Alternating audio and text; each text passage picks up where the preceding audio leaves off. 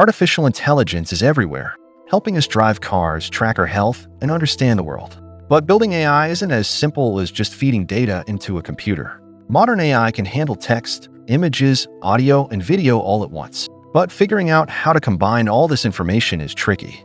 Developers often spend months guessing which method will work best. It's slow, confusing, and sometimes it fails.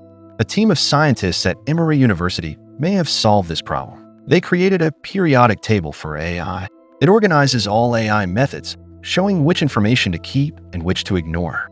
Think of it as a roadmap for building smarter, faster AI. The framework works like a control knob. By adjusting it, AI keeps only the important parts of data and ignores the rest. This means fewer mistakes, less computing power, and faster results. With this new framework, scientists can design AI for almost any problem, from decoding the human brain to discovering patterns in biology. It's a breakthrough that could change the way AI is built forever.